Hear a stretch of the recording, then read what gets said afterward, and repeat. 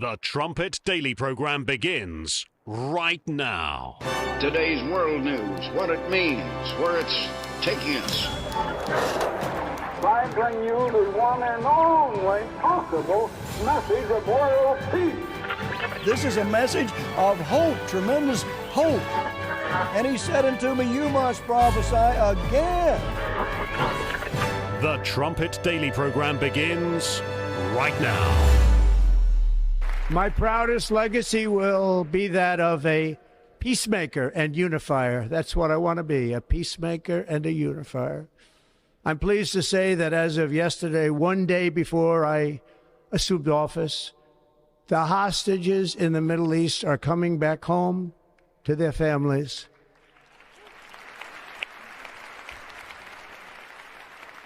So that was President Trump, very first day in office, Inauguration Day, saying that he wanted to be a peacemaker and a unifier. And he's talking about the hostages, the Hamas hostages. You remember this quite well. It's a noble goal, but what is the way to peace and by what means? Now, this Middle East peacemaker is back. This time it's not with Hamas. It's not with Russia. It is directly with Iran. Direct negotiations with the chief sponsor of terrorism who's hunting down a nuclear weapon. And what's more, as we learned this week, let's not allow our ally Israel to even know about it till the very last minute. Welcome back to the Trumpet Daily. I'm Brent Nuktegal. I'm filling in for Mr. Stephen Flurry today. If you'd like to send some feedback to today's program, you can send your emails to td@thetrumpet.com. I believe we're streaming live on YouTube these days, as well as the Rumble channel, and also at our very own website, thetrumpet.com. So President Trump and his deal makers are at it again. This time it's with Iran. The stakes are far higher than what it was with the hostages and Hamas. This is a nation of over 80 million people that have been dedicated, bent on getting a nuclear weapon, and they're pushing forward with that. We hear about this a lot around the nuclear program. But right now, what have they been doing for the past 5 years? Well, the centrifuges have been spinning. They have enough material if they want for a nuclear weapon. They've been practicing their ICBMs, their delivery system. They've been firing those at Israel to see if they can get through. And now the Trump team is negotiating directly with them. The stakes are far higher with these negotiations. The stakes for Israel, of course. That is not for the United States. So I want to take you back what happened this week. This was Monday, Tuesday. Prime Minister Benjamin Netanyahu was in Eastern Europe, and he has this quick trip that he announces he's coming to the United States. He wants to meet with President Trump, and it's all about the tariffs, right? They're talking about the tariffs, of course. Israel is was slapped with a 17% tariff on all of its all the goods. Coming to the United States. This is despite Israel already letting go of any type of duty on U.S. imports to Israel. Nevertheless, the tariffs for Israel, for America's ally would remain in place. So there was no change of policy in that doozy at the time. But there was this one. And this is something that Israel didn't even know about till like a couple of days before, that the Trump administration is pursuing direct negotiations with Iran over its nuclear program. You can play clip one. We're having direct talks with, wait. We're having direct talks with Iran. And they've started, it'll go on Saturday. We have a very big meeting and we'll see what can happen. And I think everybody agrees that doing a deal would be preferable to doing the obvious. And the obvious is not something that I want to be involved with, or frankly, that Israel wants to be involved with if they can avoid it. So we're going to see if we can avoid it. But it's getting to be very dangerous territory. So this is, Netanyahu is a pro at just sitting there and taking it.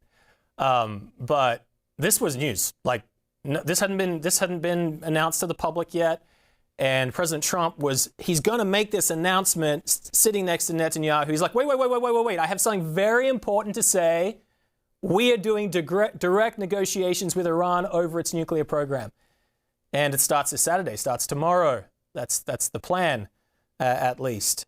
And this is Israel's worst nightmare. The idea that somebody that wants to be a unifier and a peacemaker will sit down with Iran, who is dedicated to Israel's destruction, who almost has a nuclear bomb if they don't already have it already, and negotiate this. This was the whole reason why Netanyahu accepted the horrible Hamas deal, was to buy capital with Trump, so that when it came to Iran, Trump would be all in on a strike on their nuclear facilities, at the very least.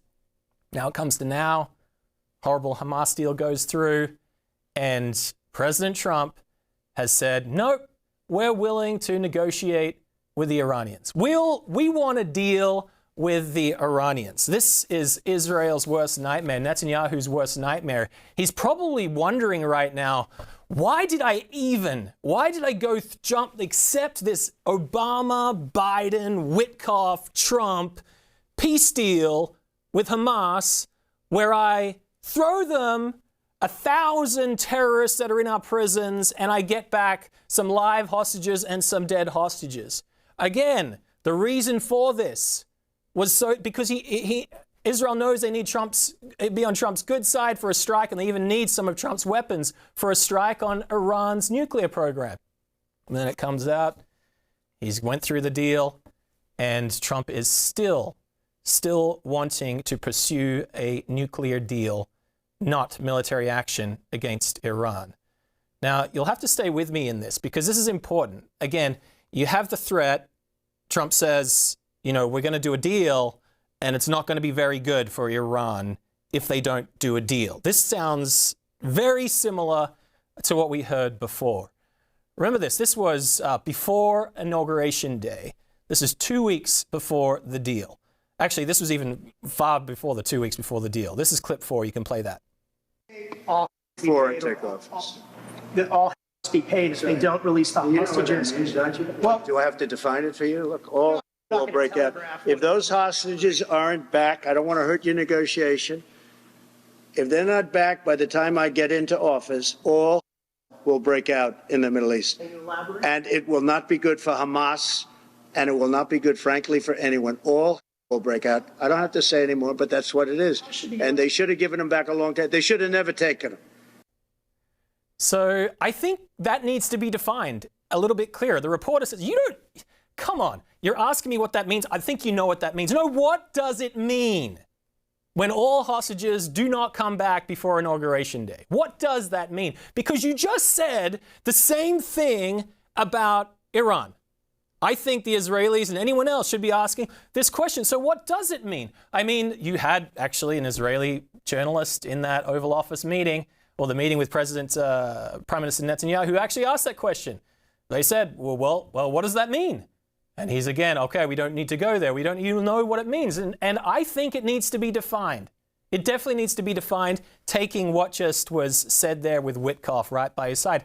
Again, Witkoff is the chief negotiator, one of the good friends of President Trump. He's been spoken about a lot on this program. More is coming out about him. I'll speak a little bit about this in a second. But, I mean, this was 2 weeks before Inauguration Day, and it still seems very positive here that it's going to work out. But it didn't. Here's clip 5. And I just say it this very simply. Steve's got a job to do. He's a great guy, great negotiator, great person. They respect him over there already. It's what we needed over there. We have people that know everything about the Middle East, but they can't speak properly. They don't know. He's a great negotiator. That's what I needed. I could have sent that gentleman right over there, Hussein. He's a great negotiator. There are people, they're rare. Great negotiators are very rare, like a great surgeon. But we have the right person. But I tell this, I don't want to hurt the negotiation. If the deal isn't done before I take office, which is now going to be 2 weeks, all will break out in the Middle East. Okay? Thank you, Mr. President. You've done a great job. Thank you. You've done a great job. I mean, he was very hopeful again. There it is, all hostages and the threat of force, that never came. I mean, what leverage did Witkoff have on Hamas? I mean, he went to the Qataris, and we'll talk about that in a second. But he's trying to negotiate with Hamas here without any leverage. I mean, if the military target is just intended to be Hamas in Gaza, Israel's already destroyed them. They're already decimated. And this is a group that says openly, we love death like you love life. That's the negotiating partner here for Witkoff. I mean, Witkoff has a tough job. He's got President Trump on one side saying, I want a deal. He's got Hamas on the other that says, hey, we want this, and this, and this, and this, and we love death. So how do you negotiate with somebody that says, we love death? Well, he's only got one choice then. He has to pressure Israel, the only sane negotiating partner here. Israel or Hamas? He has to pressure Israel, and that's exactly what Witkoff did here with this deal as he pushed it through. Now, it is interesting, like as this deal was being pushed through, we've talked about this at length, it was 2 weeks from that press conference. He's standing in the rotunda, I believe it is. It's cold outside, so he's inside. And he's announcing that he wants to be a peacemaker and a unifier. And he needs to come through. Everyone knows the threats. Everyone knows the all hostages. That didn't happen, but he's got to do something. I mean, his reputation is on the line, right? And so what does he do? He announces it again. Maybe you can play clip one again, the opening clip, sorry, not clip one. We want to watch this again and keep my mic up. And as we watch it, look what happens in the background. Look who stands up first. If you can play that clip, the opening clip. My proudest legacy will be that of a peacemaker and unifier. That's what I want to be, a peacemaker and a unifier. I'm pleased to say that as of yesterday, one day before I assumed office, the hostages in the Middle East are coming back home to their families. Look who stands up. That's Witkoff. That's Witkoff, the only guy that stands up and claps. He's got to get it started, the applause, just so that people follow. I mean, you just keep on playing that if you can. Get like the last 7 seconds, turn off the volume, and let's keep on watching Witkoff praise Trump for the deal that he just negotiated. There he is again. He's standing up first, clapping. He actually steps out into the aisle. I don't know what he's wanting. Like stepping forward, like I'm the one behind this horrible deal. And what is he proud of? Not all the hostages came back. All, whatever, didn't break loose. And he's happy that a few hostages have come back. Now, I'm not, you can stop playing that, I suppose. I mean, we participate on the college campus here in a speaking club. And if you're the Toastmaster, you are the guy that introduces the speakers, right? And when they're done, you lead with applause to make sure everyone leads with applause. And that's what he's doing. He's clapping his own horrible deal to try and make sure, okay, is this going to fly? Is the horrible Hamas deal going to fly? And everyone stands up and claps. I mean, people don't know all the details for the deal at that point. Yes, some hostages came back, and I'm not against hostages coming back. Every single one of those people are absolutely important. There's still 20-something, I think 25 hostages in Gaza with proof of life on them. Like, they know they're alive. They're not dead. They're still there. And we're past a year and a half since October 7, and they've been there for that whole time. So I'm not against hostages coming back. I'm against the push and the drive of the United States to throw Israel under the bus, the only one that can capitulate to the American hostage negotiation team, because Hamas and Iran won't capitulate. This is wrong. This is what they're putting on an ally. I mean, this, again, if we go back to it, how did this happen? To even get that deal, Witkoff flew to Israel, met with Prime Minister Netanyahu on Shabbat. Netanyahu says, hey, can we meet just after Shabbat? It's only a delay of a few hours. I mean, I don't normally do state business on the Sabbath. And Witkoff says, absolutely not. We're meeting right now. We need to push this through. Trump wants a deal. Trump wants a deal. And he wants it now. He needs something. And this is important as we consider, again, the stakes now with Iran and the negotiations coming right up. Again, who is Witkoff left to negotiate with? He's only left to pressure Israel. And Israel's in a tough position. Because do you jeopardize your relationship with the United States of America, led by President Trump, right off the bat? Is that, or do you want him on side for 4 years? Because you know that your nation, unless something happens in this 4 years against Iran, I mean, it's existential. They don't, the Iranians are close. This is Netanyahu's calculus. Now, Netanyahu is probably the most savvy leader out there, and he's not going to upset an American president if he can help it.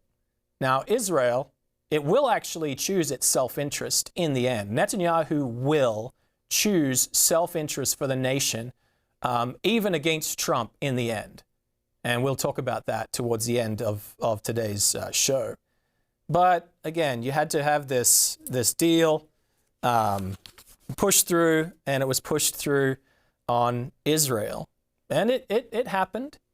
But then you had, again, President Trump kind of doubling down on his threats. Bizarrely, a month or 2 weeks, 3 weeks after he was in office, there are a bunch of hostages that come to his office in the United States, and they thank him for being behind their coming out of Israel. And this was organized by the government because the government was hoping that President Trump would be stronger and remember the comments that he had made.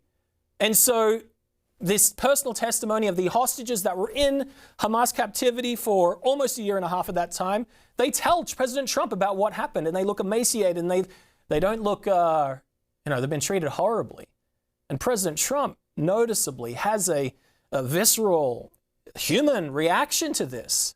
And here's what he said. This is the next clip, clip 6. As far as I'm concerned, if all of the hostages aren't returned by Saturday at 12 o'clock, I think it's an appropriate time. I would say cancel it and all bets are off and let it break out. I'd say they ought to be returned by 12 o'clock on Saturday, and if they're not returned, all of them, not in drips and drabs, not 2 and 1 and 3 and 4 and 2. Saturday at 12 o'clock, and after that, I would say all is going to break out. So he doubles down on what he said before Inauguration Day. And bizarrely, he is upset with the drip and the drab of how the hostages are coming out. I mean, this is the Trump deal, drip and drab. That's the Witkoff deal, drip and drab, of how they come out. And just, again, seeing the people there, you can't see me in that shot, but they're around him, and he's like, well, we just can't have this anymore. It's got to stop. And it's like he thinks about, he's like, when would be a good, I think he came up with that kind of off the cuff. I'm not saying that's a bad thing necessarily, but 12 o'clock Saturday, all hostages, and I mean all, need to be back, or else, it's not going to be good for you over there. And so Saturday came and went. There wasn't all hostages back, and there was no, destruction of the Middle East. And again, it is wonderful in the Middle East, and unfortunately, that you need to give a threat, and then if it doesn't happen, you act on that threat. That's the way it has to be done. But if you give a threat and nothing, and you don't do it, you give a threat and you don't do it. So that's 2 or 3 times now he's doubled down on that, and still, all the hostages aren't back, and now we're bordering on a deal with Iran with threats. Again, this is, I want to read from a New York Times piece now. This actually came out yesterday because it shows us that there was another attempt by the United States to have a hostage deal with Hamas for the last American hostage that was still in captivity. And this hostage deal was back in, I think it was attempted, it didn't happen, because Israel blew it up, understandably. Because it was Israel that was going to suffer the penalty of getting the one American hostage back, as you'll see. This is how Hamas and the U.S. tried to strike a hostage deal.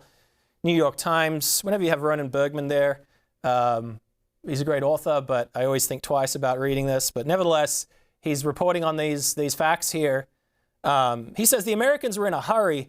Adam Bowler, a senior U.S. official, wanted Hamas to agree to the release of the last living American Israeli hostage in Gaza so that President Trump could announce his freedom during a speech to Congress. So you remember this State of the Union kind of speech that President Trump had at Congress. And before this, in the lead up to this, there was a push behind the scenes by Witkoff's man. So this is like third string now, or second string. Send this guy Bowler. Send him to Qatar. Don't tell the Israelis at all that you're negotiating directly with Hamas officials in Qatar, and see what you can get, or see what you need to give up. See what the Israelis need to give up so that we can get our last American-Israeli hostage out, so President Trump can present this victory at his State of the Union address after the first month. It's crazy that this is what happened. This is reading on here in the article, Trump administration officials met with senior Hamas officials in Qatar 3 times, according to 4 officials. The meetings were a break with the long-standing U.S. policy against contact with the armed group. We don't negotiate with terrorists. I mean, I'm 40, almost, but this is kind of like a phrase that I remember growing up, that no, we don't negotiate with terrorists. Through my teen years, I remember this statement. You're never going to negotiate with terrorists. Everyone's heard of it. And yet, that's out the door now. That's like, whoa, that's like Bush era or before. We do negotiate with terrorists. And we negotiate with them directly, straight to the terrorist. And this is what this guy did. Go straight to the terrorist to see if Eden Alexander could be released. Continuing here, the talks were separate from Israel and Hamas's deadlocked attempts to extend their troubled ceasefire. So Israel wasn't aware of this at first. That they're negotiating with the Qataris and the Israelis and the Egyptians, the Americans are, of how to get the second phase of this hostage deal. And then on the side, the Americans are like, hey, Hamas, how about we just get the one American guy out? And I'm willing to negotiate with your Hamas guys in Israeli prison that have blood on their hands, Israeli blood, and let them out of prison. And I can push the Israelis to do that. Continuing on, it says this. 2 days after the first meeting, Mr. Bowler, he's the Witkoff's man, returned to talk with Hamas's top negotiator, who's called Mr. Al-Haya. Mr. Al-Haya said Hamas would normally demand the release of 500 Palestinian prisoners from Israeli detention in exchange for a hostage like Mr. Alexander, but in a gesture of goodwill from Hamas, and to save time, it would only ask for 250, including 100 serving life sentences. Mr. Al-Haya said that he believed the United States could push the Israelis into releasing that many people, according to 2 people familiar with the discussion. Now, this again, this is crazy that Israel's people that have killed Israelis are being negotiated by the Americans to be released from prison behind the Israelis' back. The underlying theme here between what we're talking about today is the relationship between the United States and Israel, and how much Israel is being pushed right now by the United States because of all these side deals that are potentially hurting them. Now, Ron Dermer, he's basically Prime Minister Netanyahu's closest confidant. He's part of the security cabinet. And has been an advisor for him for a long time. He called up this guy, Bowler, when he found out about it. And this was a day before the story broke on Axios that they were actually doing this. And we don't have the call, but apparently it was probably the most confrontational call between an Israeli official and an American official since the Obama years. It was brutal. How dare you negotiate people that have Israeli blood on their hands behind our back in a secret deal with the people, with Hamas that murdered 1,200 of our people, and eventually going public with it. And Hamas, or America, couldn't get Israel to give up everything they wanted. The deal fell through. So again, this is the deal-making strategy of the United States and Witkoff up to this point. Yes, we would like all the hostages back. I don't doubt anyone's intentions here, and that President Trump wants an end to war and Middle East peace, and these are great, great ideas, but at what cost? And will it bring peace? And the New York Times piece here shows that trust between Israel and the United States right now is at an all-time, well, maybe not an all-time low, but it's quite low and worrisome.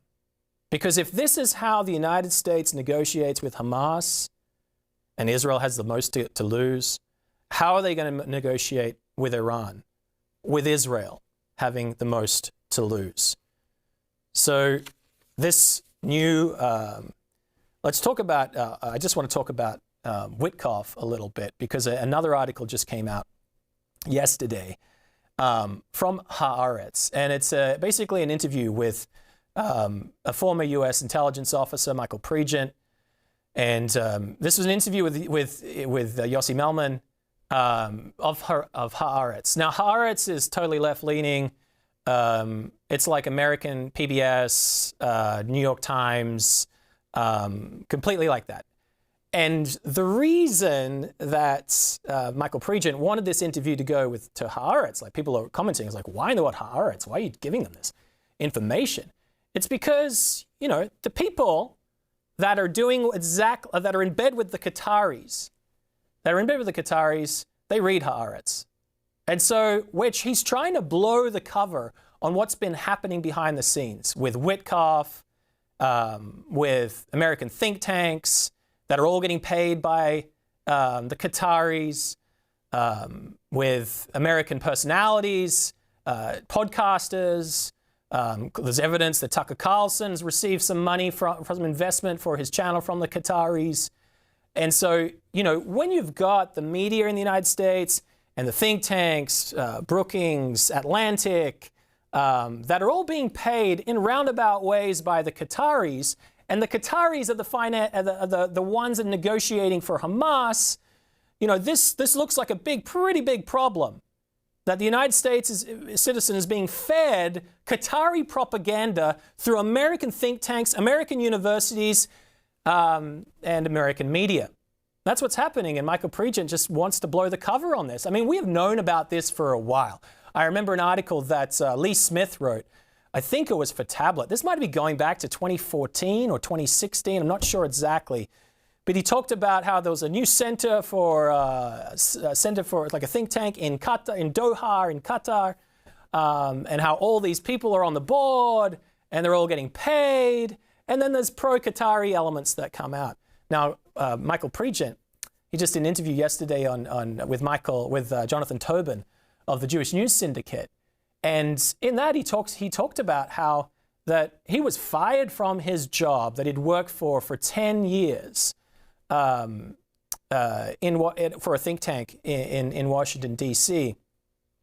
And he was fired by them because he wrote a piece or wanted a piece written about Qatari meddling in think tanks in Washington, D.C. And that was it. He's gone. He's gone from that post. And now he's blowing the cover on it the best he can through Haaretz and other podcasts. And this is a big deal because why was Witkoff chosen? I mean, we know about his ties to Qatar. The Qataris bought out one of his failing hotels in New York City for over $600 million about a year before he was brought in by Trump. And perhaps this is the reason why President Trump chose him, because he already had a relationship with the Qataris. But again, this is worrisome. This is worrisome. And I'm not going to go through. There will be one quote I'll go through from this article from Michael Pregent. He says this, everybody... with Hamas still holding dozens of hostages, this is the question for him. With Hamas still holding dozens of hostages kidnapped from Israel on October 7th, isn't it beneficial that Qatar maintains ties with both sides? And he says everybody needs, this is Michael Pregent. And Michael Pregent is not just some, think tank guy. I mean, he worked in Iraq. Nobody knows Iraq better than he does. Shia militias there.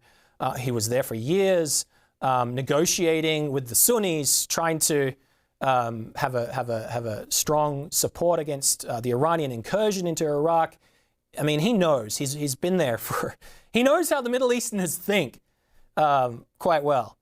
He said, everybody needs to know it's Qatar that told Hamas to hold on to the hostages so Hamas will survive. You know, people need to know that.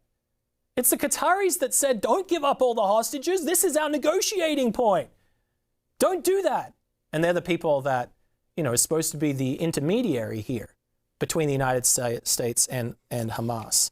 But obviously, you know, that's not working out so well. Then he says this. He says, 4 days after Trump takes office, he's just talking about this Steve Witkoff guy. One more quote. I said I'd give you one. I'll give you two. 4 days after President Trump takes office, I hear Steve Witkoff, his special envoy for the Middle East, praise Qatar, saying that they're doing God's work and saying that nothing's going to happen without Qatar being involved. And then you see a New York Times article where Witkoff got $623 million from Qatar for a failed real estate venture. So I simply say, listen, if this guy's going to get his behind handed to him by Hamas and by Qatar, there is no way that he can be the U.S. envoy for the Iran nuclear deal. And guess, here he is again, guess who's the nuclear envoy for the American envoy for the Iran nuclear deal? Not the Obama one, the Trump one. It is Steve Witkoff. And the Iran, if the Qataris and Hamas, you think they're good at negotiating, the Iranians are better. I mean, Trump is a very good negotiator, I'm sure, and so is Witkoff, I'm sure. They've had, I forget how many years, maybe half a century, maybe President Trump at making deals, something like that. Probably earlier, probably into his teen years he was making deals. But the Iranians, the Persians that have their hereditary back to Cyrus the Great, Cyrus II in the mid-6th century, they've been negotiating in the Middle East, BC, for 2,500 years.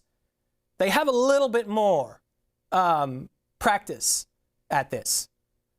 And so you send Witkoff, that just got eaten alive by Qatar and by Hamas, only being able to pressure Israel.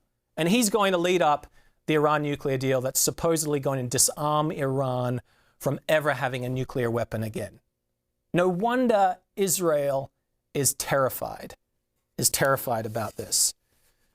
Let's go a little bit into what was said this week by President Trump. This is on Iran. Clip 2. Mr. President, on Iran, you said the other day that if they do not agree to a potential nuclear deal, that it would be very dangerous for them. What specifically? Well, they can't have a nuclear weapon. Did you mean military action, though, if they don't agree? Oh, if necessary? Absolutely. Yeah.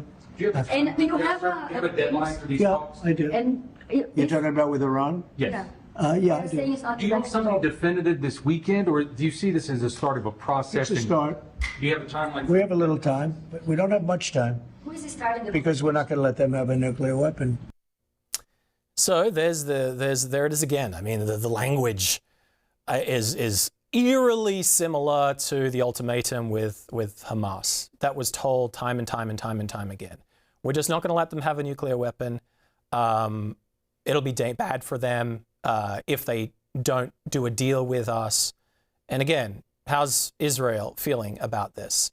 They're terrified about Witkoff negotiating a deal that doesn't have like Israeli terrorists from Hamas that are being released from prison. You know, this is a deal that could hurt Israel existentially if it doesn't work out. And do you want someone that wants peace at all costs negotiating that deal for you? Here's clip 3. But with Iran, if it requires military, we're going to have military. Israel will obviously be very much involved in that. He'll be the leader of that. But nobody leads us. We do what we want to do. When would the talks? When would the talks need to conclude before you might do military? I can't really be specific, but you know, when you start talks, you know if they're going along well or not. And I would say the conclusion would be when I think they're not going along well. So that's just a feeling. So again, it's kind of interesting here. He's putting down an ultimatum. He's probably wiser this time. He's not going to give a special date for it, by which time it's ended. He's not committing American fighters into it, which will keep one of the section of the conservative base in the United States that's currently at war with itself. Keep the America First people happy. It'll be Israel that leads it. And then he said, this just gives you a little bit of insight into President Trump's character. I think we all know this. He says Israel will lead the attack if it happens, but we don't get led by anybody. Like we're America. Like I know I said Israel's the leader, but we're the leader. So what is it? Again, you can see that there's hubris, this movement, this idea in President Trump's mind that he doesn't want to get involved if it can be all militarily. But if something happens, I can't say that we're pushed into it by Israel because that will split the right. We're the leaders, but Israel will act. Again, Israel with all the skin in the game, America with not much at all. So this is, I mean, the Iranians heard that. And this was an article that came out today from Axios, good old Barak Ravid, a journalist that's in Washington writing for Axios.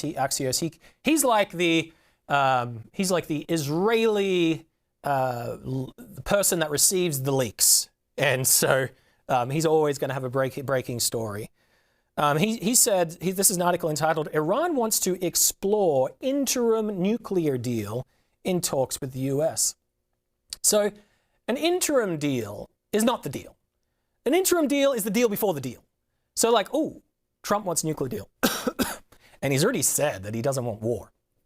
And we don't want to give up our nuclear program. We're so close. So what do we need to delay the negotiating process? Well, let's have an interim deal before the deal. So this is a deal that says we're willing to make a deal. And then we'll hammer out the details of the deal, the real deal, sometime later, which is just like Obama-esque Iranian policy. I mean, the Iran nuclear deal from Barack Obama, that began negotiation for that was 2011. And it was signed on, I think, July 16th, 2015, implemented January 16th, July 2016. So this is a 5-year process that, you know, Barack Obama was happy it was dragged out. The Iranians were happy it was dragged out. Because what can they do? Well, no inspectors during this time, of course. We're going to spin our centrifuges, develop more efficient centrifuges, which enriches uranium up to 90% needed, or even less than that's needed for a nuclear weapon, while this process goes on. We're not going to stop. And at the end of it, 5 years later, what do they have? Well, they just have a nuclear deal with no real inspection, verification process, and a sunset clause that after a decade we can have a nuclear weapon. That was the deal. And that actually ends like next year. So that was the original deal from Obama.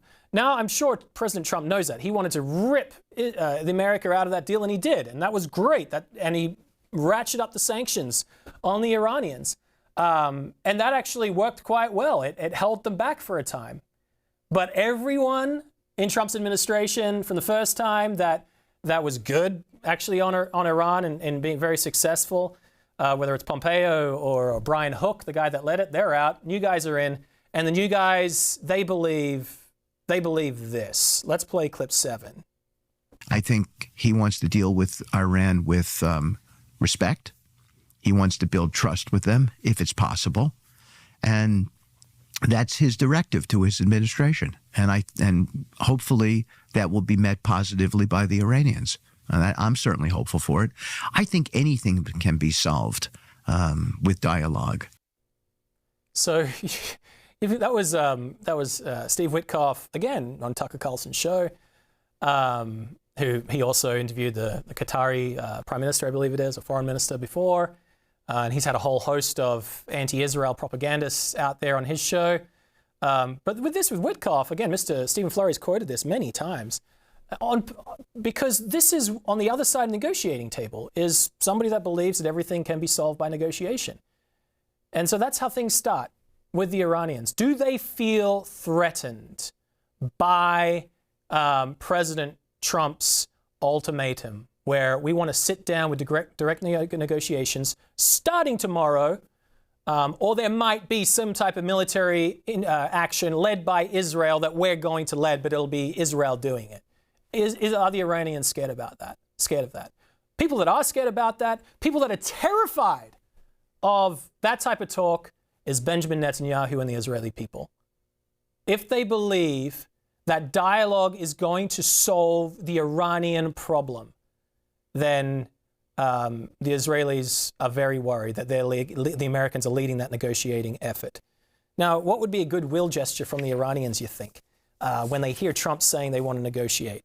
Well, it wouldn't be this. This is an article that came out April 8th. The Times, Iran defies Trump by arming proxy forces in Iraq with missiles. So Iraq, right next to Iran. This is a nation that is totally, completely ruled by Iran. You might have some elements inside the Iraqi government, some of the Sunnis and some of the Kurds that don't like what Iran is doing. You might even have some of the Shiites there. So this is a mixed bag of different ethnicities inside Iraq. And right before, like a week before this story of the Iran nuclear deal, the Iraqis apparently were worried, and they were going to disband all the militias that are stronger than the Iraqi military inside Iraq that are loyal to Iran. That was reporting that that's what they were going to do because they're worried about Trump designating them, sanctioning them, and so on. Then this comes out, hey, Trump's willing to do a nuclear deal. So Iran sends these new surface-to-surface missiles to the Iraqi militias. So they were going to disarm, and now they're getting some long-range surface-to-surface missiles that can go for 1,000 miles. You don't just like hide these, in a little cargo van. These are massive things. They're going to be taken on big trucks. They're already taken on big trucks, arming the Shiite militias, pushing then the boundary or the launch sites inside Iraq. Iran's further to the east. Iraq's further to the west, bordering on Syria and Jordan. And so you can go all the way up there to the edge of Iraqi territory, and now you can strike with one of these missiles 1,000 miles. Now, they could already strike Israel. We already saw this. But what a goodwill gesture by the Iranians. They're basically saying, hey, President Trump, if you want a nuclear deal, we're producing right now some of these. This is what you do, right? If you want somebody to deal, you do something really bad right before the deal so that you could have a negotiating tactic to come back from. Okay, you want a deal, a goodwill gesture. This is the interim measure we're going to do for our interim deal. We may pull out these missiles from Iraq, but we might not as well. So you can see what Iran's doing here. They are not ready to capitulate their nuclear program that they've been at work at since the mid-90s. That is not going to happen. And they're showing it with this. Now, interesting, these surface-to-surface missiles that they are bringing into Iraq, they can reach Europe quite easily. They don't need them for Iran, for Israel, but they do need them for Iraq. So just another slap in the face, I think, to the American negotiators of the position of the Iranian people. Let's get in there. And we know this. You know this if you've been watching this program. We've talked a lot about the King of the South. I don't think that booklet is here. But the King of the South, Mr. Fleury, has written since 1991, 2, and 3 that there is a king mentioned in biblical prophecy in the end time. The King of the South, he's mentioned numerous times in Daniel chapter 11, but specifically verse 40. This is the event that really pushes things towards World War III. And there's this King of the South that pushes out a King of the North, a different military power, and the response from that military power that was pushed against really starts the ball rolling, that being a united Europe. And you can definitely get that booklet, The King of the South, by visiting our website, thetrumpet.com. But what's in that prophecy? It's not just that there is this coming clash between radical Islam and Iran, but it's also that the Iraqis are going to be with Iran, totally with Iran. And all through the middle 2000s, where you had hundreds of thousands of US forces in Iraq, Mr. Fleury said, no, based on this prophecy, based on the need for Iran to have Iraq's territory, the oil, the gas, well, the oil, Iran is going to be with Iraq. And so then they're going to be strong enough to make this push. And here they are deploying weapons to Iraq that can reach Europe, that could possibly make some of this push. And it's all in the context of this nuclear deal. Things are not becoming safer in the Middle East. They are not. When President Trump wants a deal with Iran, things are not becoming safer in the Middle East at all. Now, this whole policy of deal making at any cost, President Trump's search to be a peacemaker, again, it doesn't scare Hamas, doesn't scare Qatar, it doesn't scare the Iranians, it scares Israel. It terrifies Israel. And if a deal is struck, say this crazy idea that a deal is struck between President Trump and the Iranians, and everyone's happy, and it means the Iranians say, hey, we're not going to have any nuclear weapons or whatever, and so on. And then the Israelis are like, hey, no, we need to act. We can't do this any longer. We can't let Iran have a nuclear weapon and pull the wool over the Americans' eyes. You're not going to pull it over our eyes. What are the Israelis going to do? I think the Israelis act. The Israelis decide to act. And we know during President Trump's presidency that the relationship that is so close between Israel and the United States is actually going to break apart. I don't know what's going to be the cause of that. We don't know what's going to be the cause of that. Could these negotiations be the cause of it? Prime Minister Netanyahu's one point for the past 30 years has been Iran needs to be shut down with a nuclear program. They cannot have it. We are going to stop it if we have to. And so if you have President Trump who wants peace and Iranians say they're going to stop it, what is Netanyahu going to do? This is a fatal flaw in President Trump's foreign policy in the Middle East. He's got this same flaw elsewhere. Mr. Stephen Flurry wrote an article. It's called The Fatal Flaw in Trump's Foreign Policy. It's in the May-June 2025 Philadelphia Trumpet. I know we're in April. It's not May yet, but this is like, I don't even think we've gotten it back from the printer, advanced copies back from the printer yet. And so this is only available online right now, but it talks a lot about Steve Witkoff. It talks a lot about the deals where he wants to make with Iran and the dangers of that. And if you want to know where that's going to lead, you need to go and check out this article. We are actually going to take a small break now.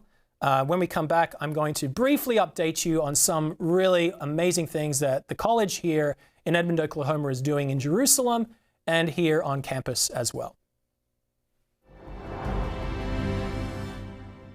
Are we living in the last days? Some dismiss the notion as fanatical, but world leaders and news analysts are issuing warnings that are becoming more and more dire. Could Bible prophecies about the last days actually be accurate? Our brochure can help guide you through the relevant news and history and help you compare these events to what the Bible says. Are we living in the last days? This brochure is available for free right now at thetrumpet.com.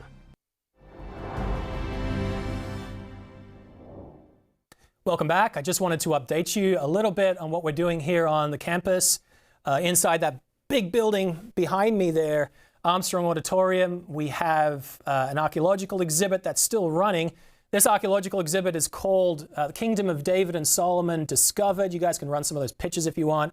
The reason I'm plugging this is because it is here for only one more month till May 15th is when it leaves and all these artifacts go back to Israel. This is an amazing exhibit. I'm also the assistant curator of the exhibit, so I'm a little biased. But we have some discoveries here that have never been seen before by the public.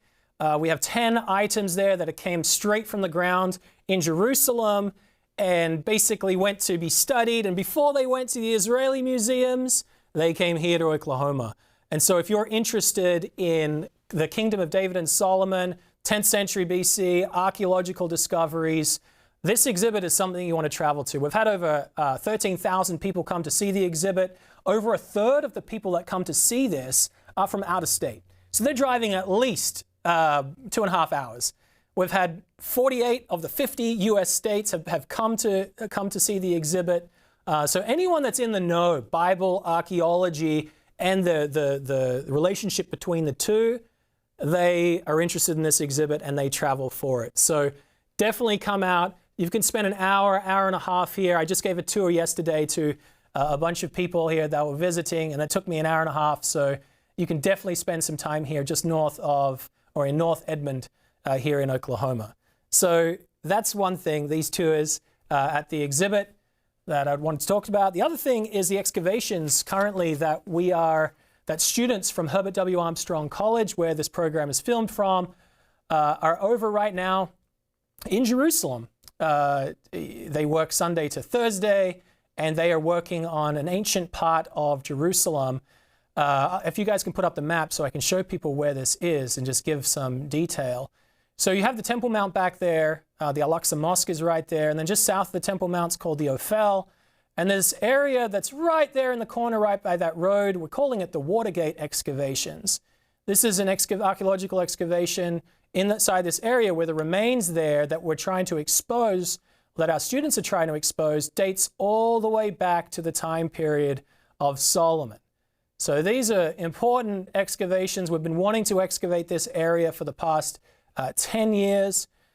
We do send students for a summer excavation that on that map is a little bit to the right, excavating a period from the time of Jesus. But this other excavation, you guys can show some pictures of it. We have currently over there 7 or 8 of our students and volunteers. They're working alongside Professor Josef Garfinkel, who's right there in the shot. And what the goal of this excavation is to remove some later period sites systematically, these later period walls. These are, in any archaeological excavation, it is a destructive science, but everything you remove gets documented, photographed, and in this area of ancient Jerusalem, there's so many remains that date from the time of Jesus or 500 years later, what we would call the Byzantine period, but there's not that much that dates from the time period of Israel's biblical kings. And the reason of that is because on top of the mound, you have so many different people that come after the biblical kings and remove the debris from the site and build their city. And then that gets destroyed and a new city is built. And so most places have later period remains. But right here in the corner where our students are now excavating, they're exposing what we believe to be a gatehouse, an entry point to ancient Jerusalem that would have been there during Solomon's time, would have been there during Hezekiah's time, Uzziah's time, Jeremiah's time, all the way until the destruction of Jerusalem that's mentioned in the Bible, in the book of Jeremiah, in Lamentations, in the book of Kings and Chronicles as well. So if you want to know more information about this excavation, our students over there, they're blogging their experience, including a lot of those photos you just saw. The excavation blog is at armstronginstitute.org, and you'll see a big banner at the top there. You simply click on that. You can scroll down and see all the different, there's an explanation about the excavation itself. Of course, we're doing it hand in hand with Hebrew University, as we've done for over 50 years now in this area of ancient Jerusalem, and of course with the Israel Antiquities Authority and others. And so this is just a really, we want to do this blog so that you out there can feel connected to archaeological discoveries and excavation that are taking place in Jerusalem, involving a part of our student body that we get to send over there every single year for the other excavation, and then this excavation is opening up the period from Solomon's time. So really exciting there as well. That's all I have time for you today. Thank you very much. Much time I have for you today. Thanks to Mr. Stephen Flory for allowing me to take the program for you. Again, if you'd like to send some feedback to the show, you can write your emails to td@thetrumpet.com. Thank you again for listening.